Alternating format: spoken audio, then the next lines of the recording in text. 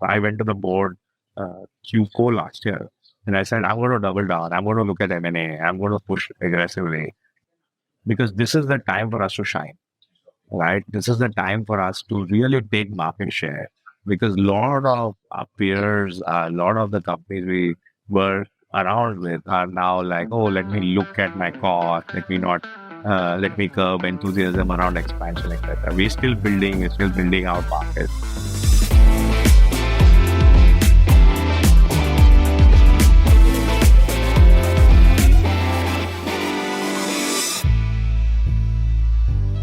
Hello, everyone, and welcome to Fintech Leaders, a weekly podcast where we learn from today's global leaders in fintech, business, and beyond.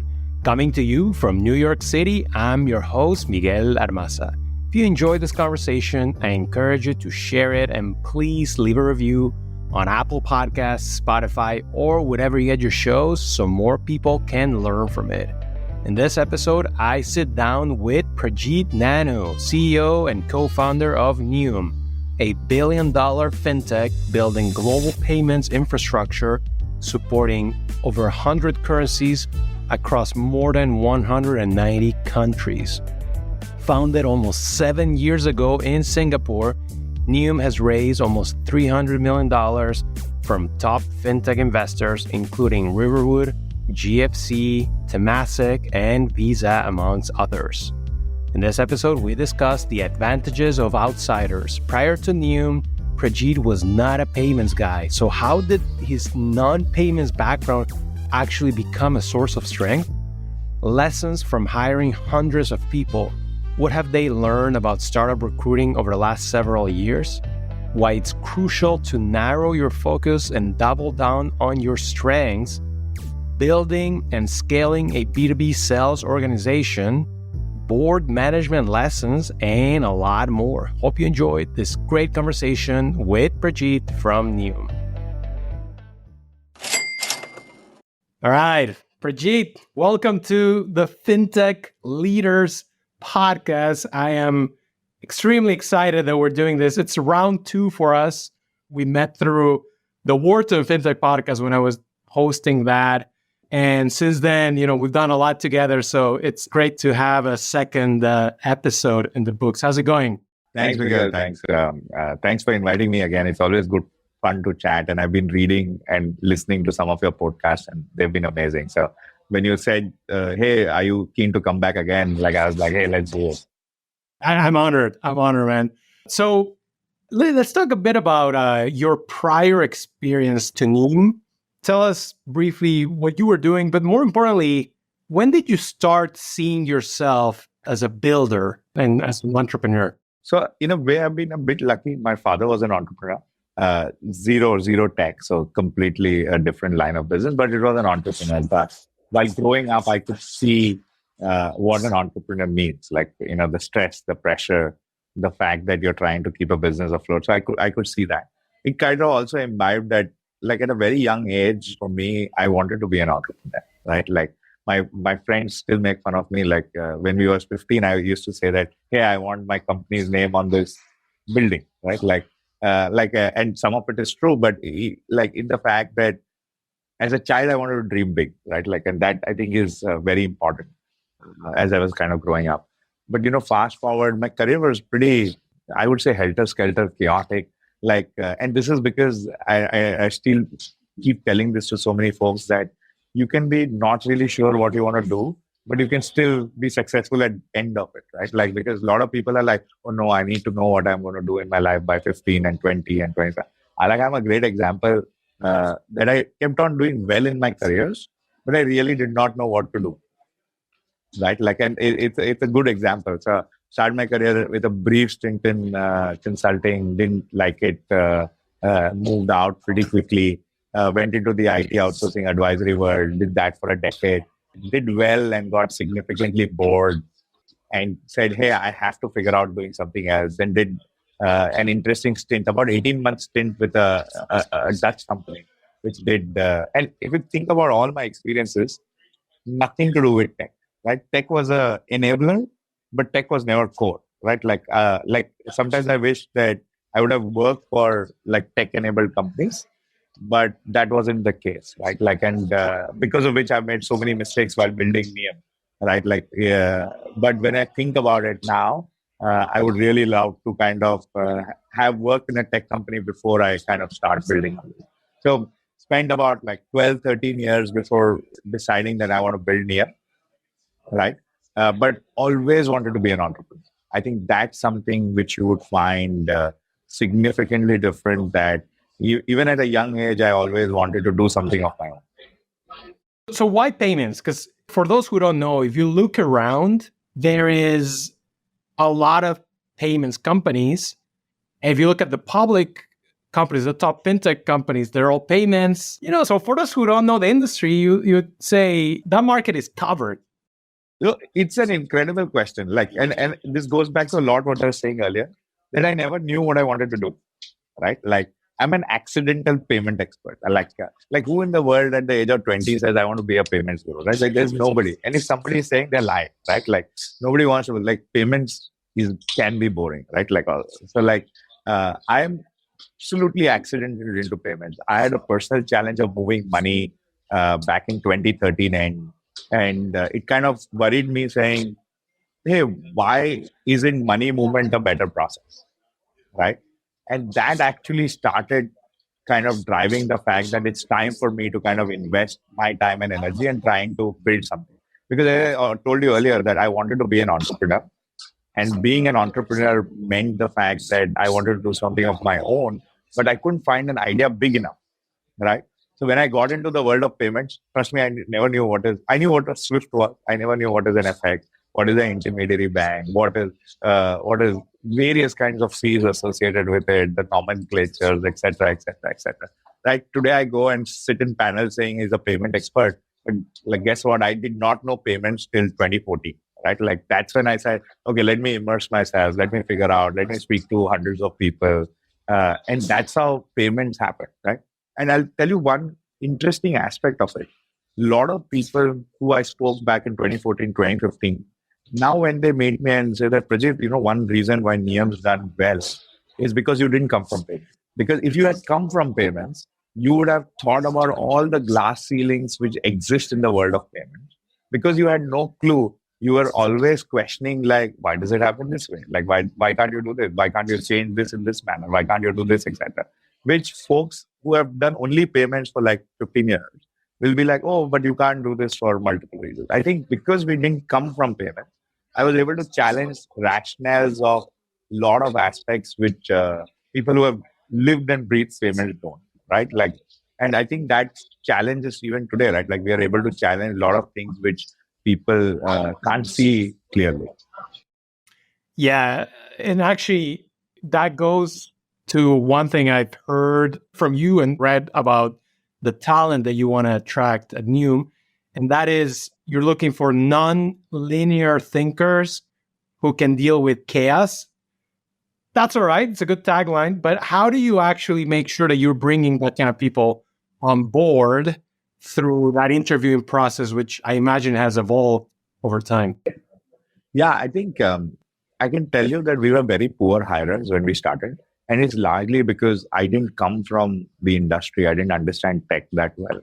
Like, so a lot of my, if you'll ask me, mistakes were on hiring. And I keep telling early stage founders who I spend time mentoring and talking to, is that hire people where urgency is top priority for them. Urgency isn't top priority for them, it is not going to work out. It's not about age, experience, skill set, nothing like that. But startups who are not urgent will die a very quick death. Right. So, like in our company, when now I think about our early stage colleagues who were working with me, not many people were in the urgent zone. They were all in that zone. I think that's been a very big part of it. Hunger is something which a lot of people are not able to really encompass. What does hunger mean? It's like very common whenever I'm hiring senior leaders, right? If I hear comments that, hey, I have made my money and this is not for money, I don't hire them.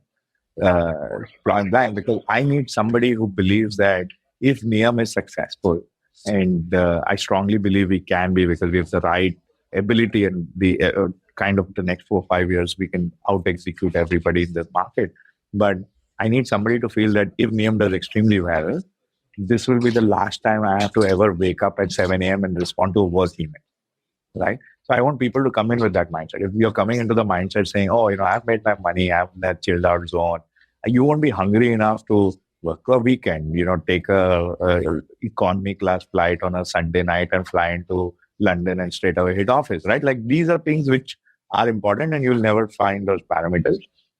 What we've also kind of evolved is a group thinking on hiring, which means instead of just me hiring with the hiring team, we include the broader leadership. So even if the person doesn't have any semblance, it's just good to get inputs from various folks on whether this is the right fit in leadership.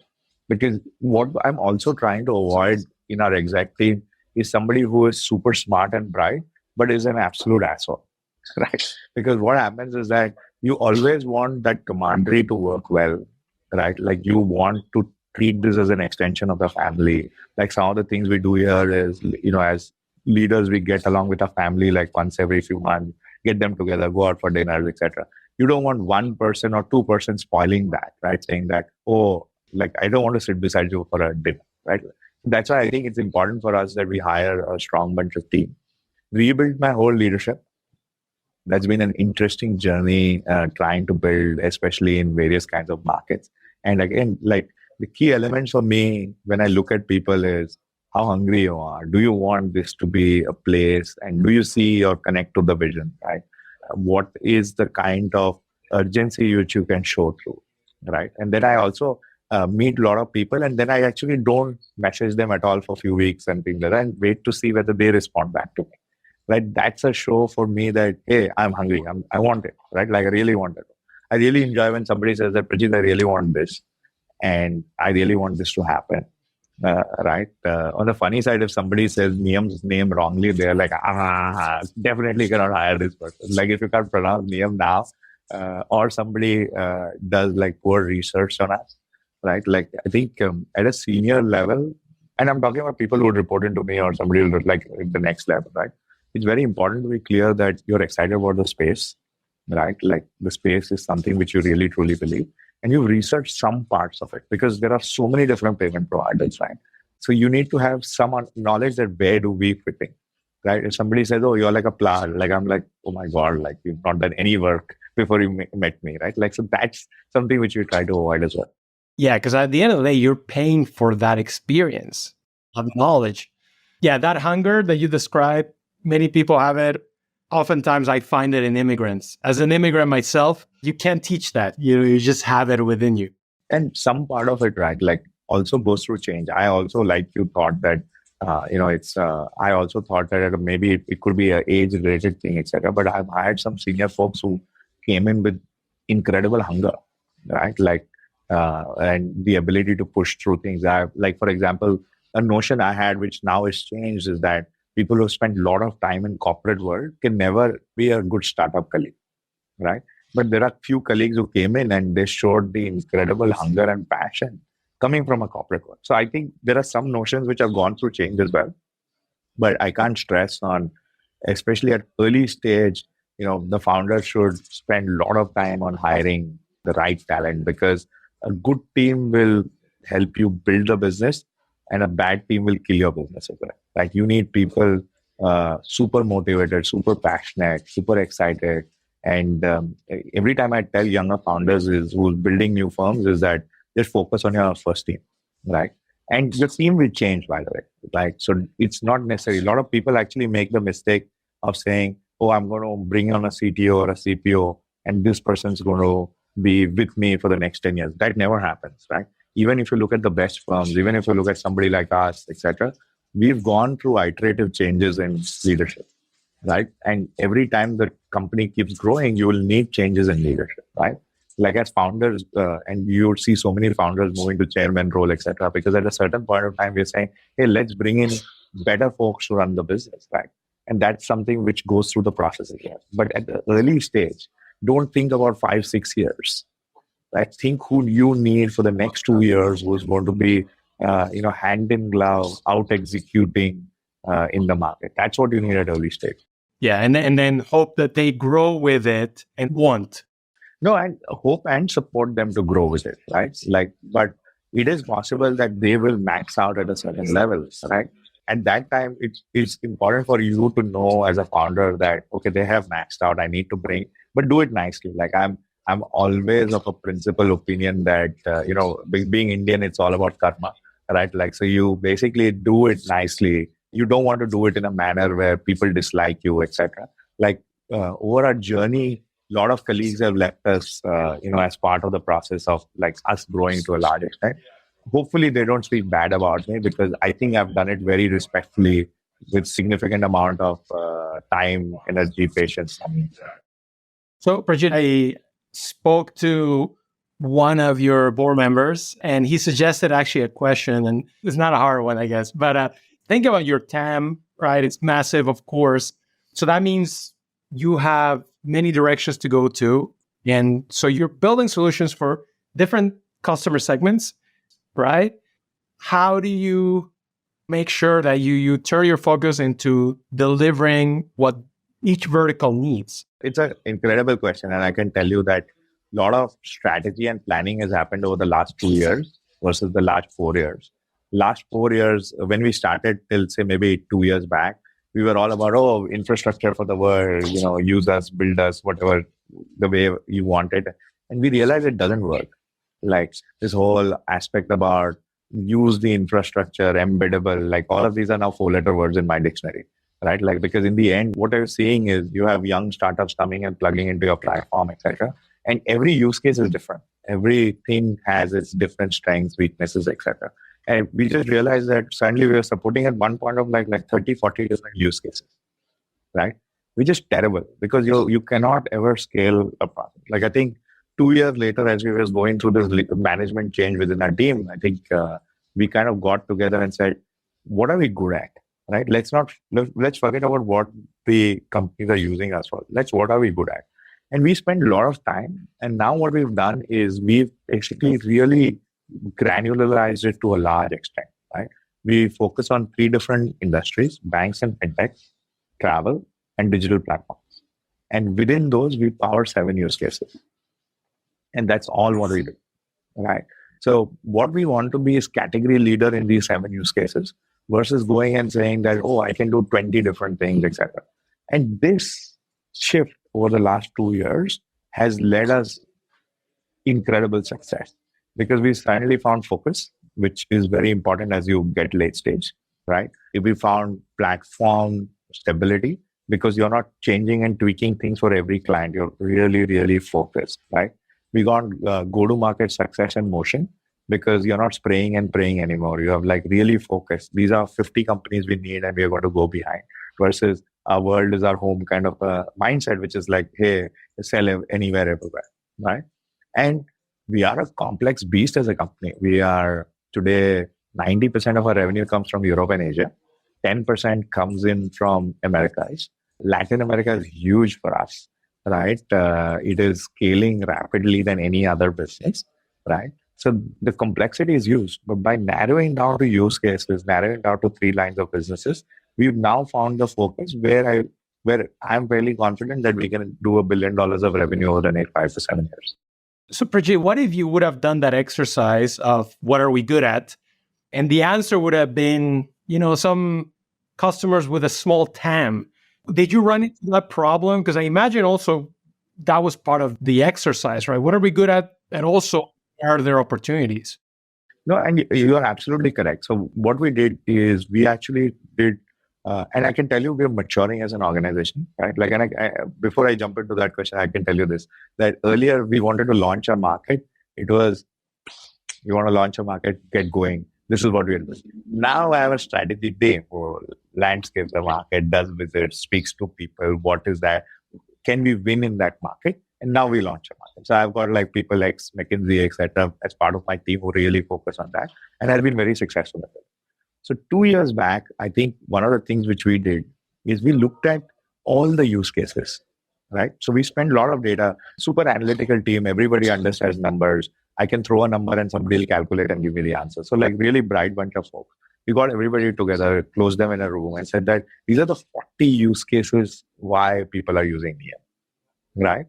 And we were able to kind of say, hey, this not a big TAM. Hey, this, what are we doing with this? And there were some interesting use cases where the whole word embedded, and I hate the word embedded because I don't think it works, right? Like we were powering some of the largest brands in the world from an infrastructure, great PR opportunity. We did a lot of PR and we realized the volumes were negligible, right? Because that's not core of their business. Their core of the business is something they're focusing on. So they used to go through this, oh, this is awesome, this is amazing. No, we are very busy with our work. Oh, we've now think that we have time to pick this up. Oh, the industry is now hit another curve. They used to not spend marketing dollars, etc. Right? Like there were a couple of brands who leveraged us to create like a fintech brand.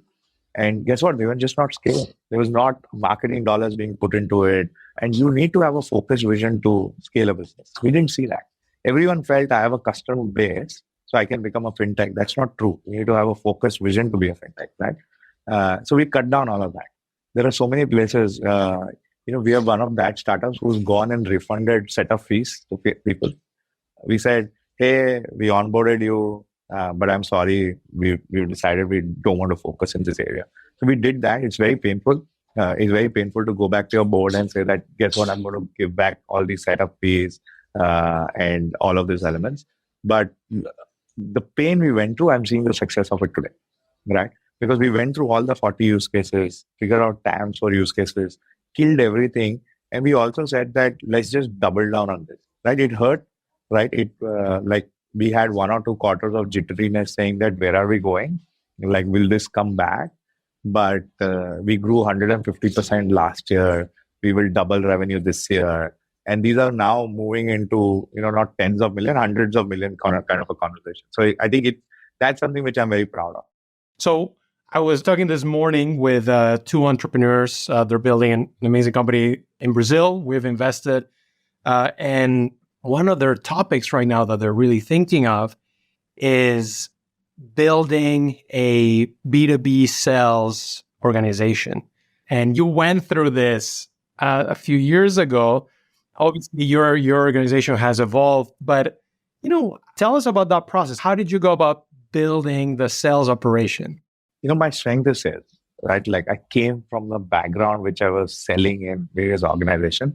And to be honest, that's what I'm really good at. Like even if you look at my 100% CEO time, 50% is doing enterprise sales.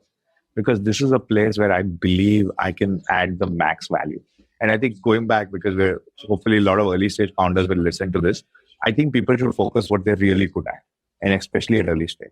I was good at enterprise sales. So I had the team which could kind of look at ops and product and support, and what I went and got a lot of our early customers in to kind of go through it.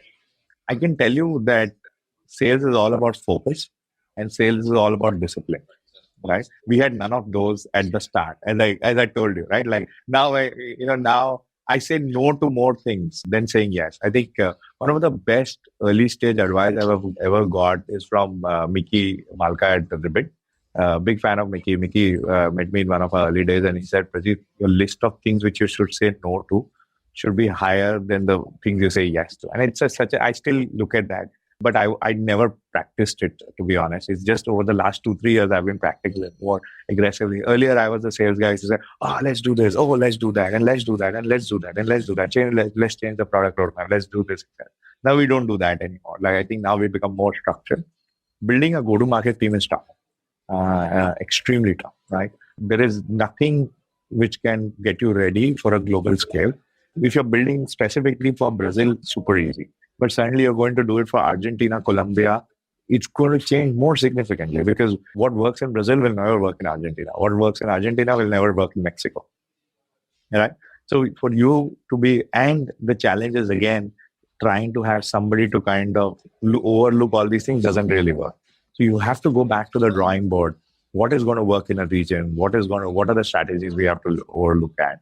Have great sales operations, right? Like one thing which I see a lot of young founders not spending too much of time in sales operations, right? Like I would do daily stand-ups with sales folks. I would do weekly setups, right?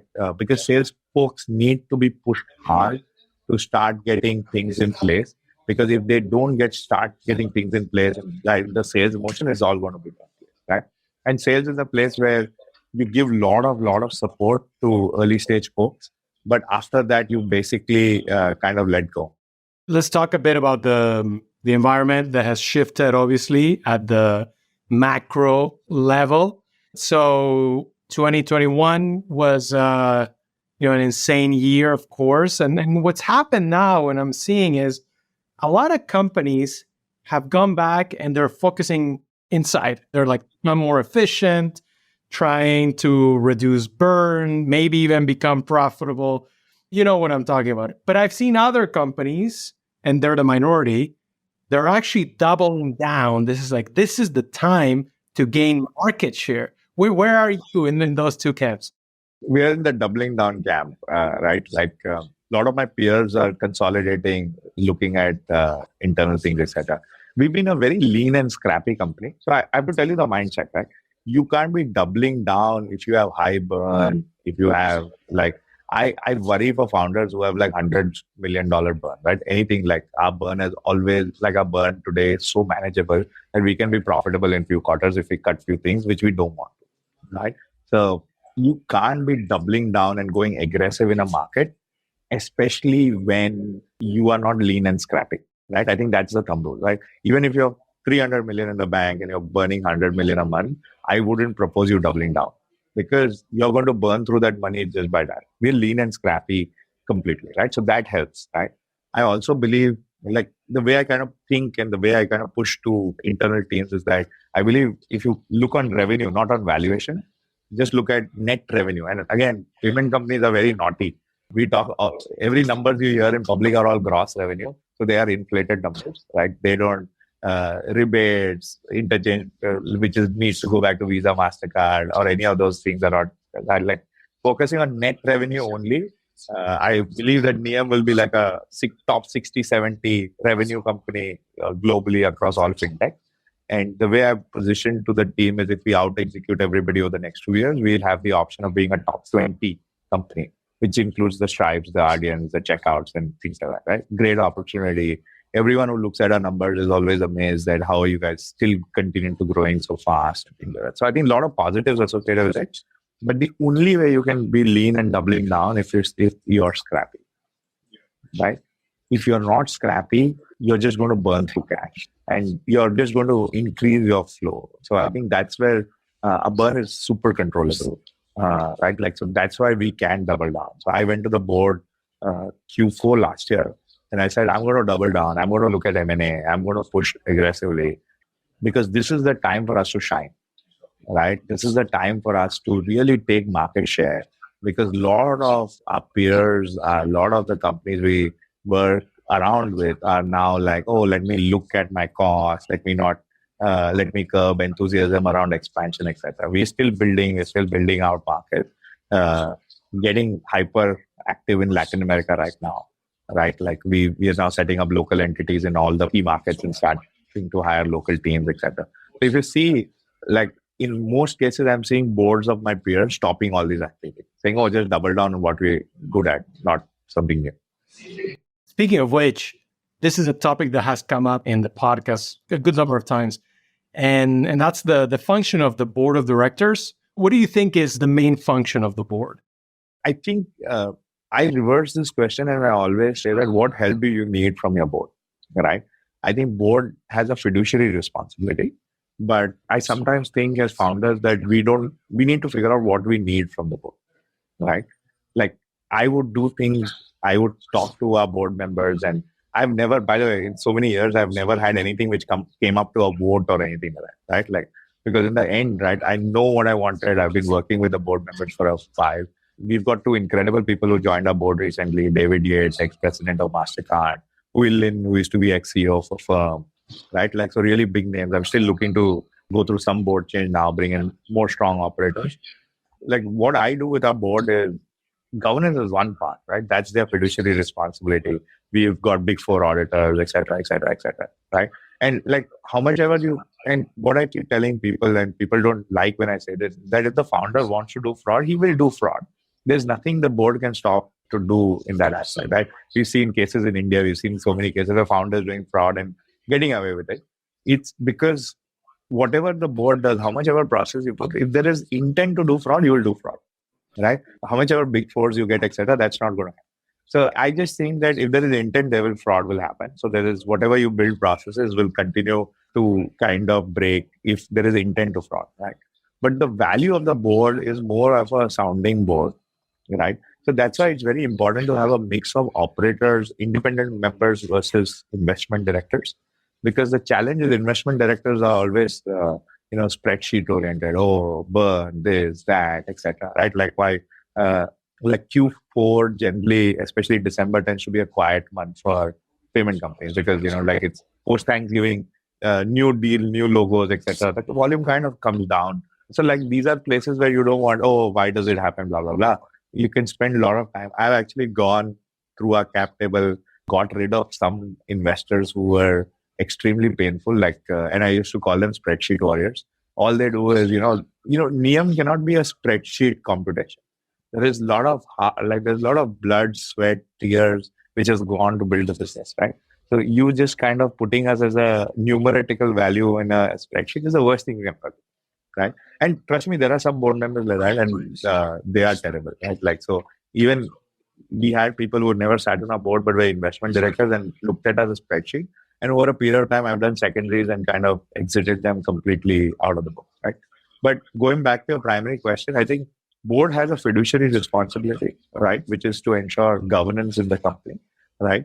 But at the same point of time, if there is a founder's intent to do fraud, he will do fraud. There's nothing you can stop. You can write as many processes you want, but the founder can do fraud, right? And it's the worst way to think because today I run the business knowing the fact that my investors have full trust in me. If I'm buying a company, I don't have any hidden adjustment where the money comes back to my account or any of that crap, right? And and I sleep very peacefully with it, saying that the board has explicit trust that we trust this guy is doing the right decisions for the company, right? But I also reverse it to the board saying that, hey, where are you guys going to help me? Right? Once I attended a board meeting in a very combative style. I actually went, like I said, hey guy, because it was, it was much earlier. It was like 3 years back, etc. And couple of people, especially observers, were just saying, oh, this, that, then mostly financial, without realizing the bigger implication. So I reversed and I said, hey, you know what? You guys have invested in us, right? What is the value you brought to me, right? Tell me, and I cut out the call. I said, listen, what? Come back to me if you can introduce me to 3 people in your portfolio or others. Please don't email me. I'm not going to respond to your question. I was combative because now I think I was a bit immature. But to be really, the fact what I was trying to push through is that a board journey and a founder journey is, in a way, it's like marriage, right? We'll have good days, we'll have bad days, we'll have angry days, we don't want to speak to each other. But how we kind of come together and solve for the success of the company is important. But you can never be from a place of power all the time trying to squeeze the founder saying, oh, this doesn't work. You have to be complementary as well, right? And I see good board members are that. And good members are they push you aggressively saying, hey, why is this not happening? Why is that not happening? What's your plan? What's your strategy? And very complimentary on the other side saying, hey, these are like 5, 6 prospects. Here is a person you can speak to. I understand this challenge. Let me work with you to solve that challenge, right? Versus, please go figure this out yourself. Fascinating stuff. Prajit, we're running out of time, but before I let you go, Nium was born in Singapore and you are a global company at this point, but you've set up shop in San Francisco. And, I take a little bit of offense to that because we're not in New York, which I consider the capital of fintech. Tell us about that dynamic between SS, San Francisco, and also Singapore.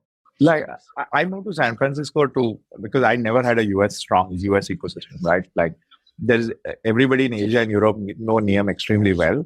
And I used to come and I used to travel to San Francisco and US and people used to ask me, oh, so what do you guys do? Like I've been to events where I said, hey, I'm Nium and this is what we do with power payments. And, oh, are you accepting angel checks? Can I give you like 100K, 200K? Like what you're sounding is amazing. I've got like 2, 3 people who would love to use it, but would you take like 100K? And I'm like, oh, we've already raised like 300 million and things like that. So I think the aspect about what I really wanted to do is kind of build the brand, right? Like build the aspect of it, get closely connected to the ecosystem, the plugged ecosystem. And I've really enjoyed my last 18 months in San Francisco. I think it's been amazing. I've been able to rebuild my whole leadership as well. got some incredible talent to come and join us. And some of them have been excited because they wanted to work with me closely.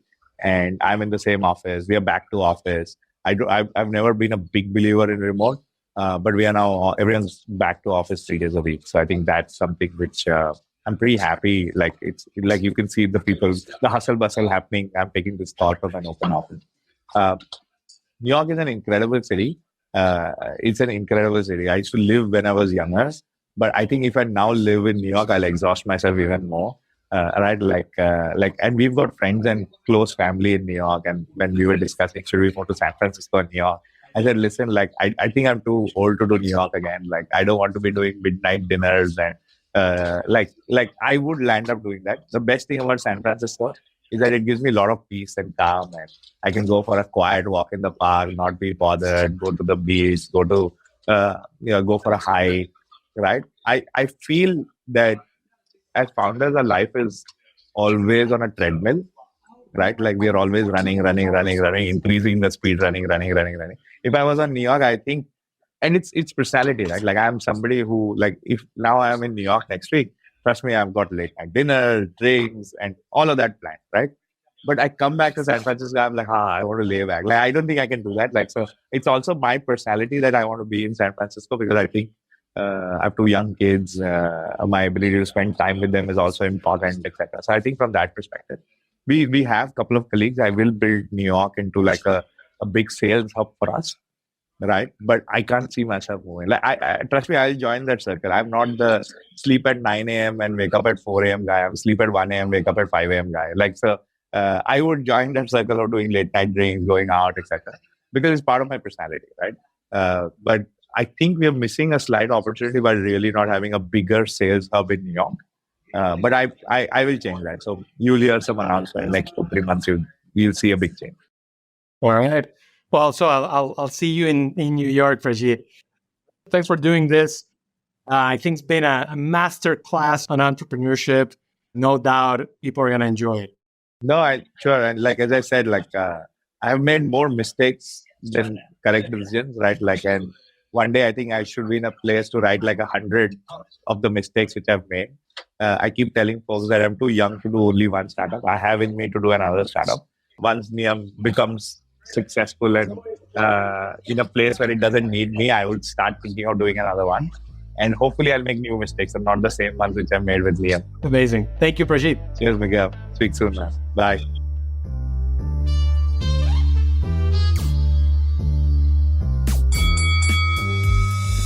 Thanks for tuning in, and I hope you enjoyed this great episode with Prajit, CEO of Nium. If you want more interviews, make sure to subscribe, follow, and leave a review on Apple Podcasts, Spotify, or wherever you get your shows. It helps and means a lot.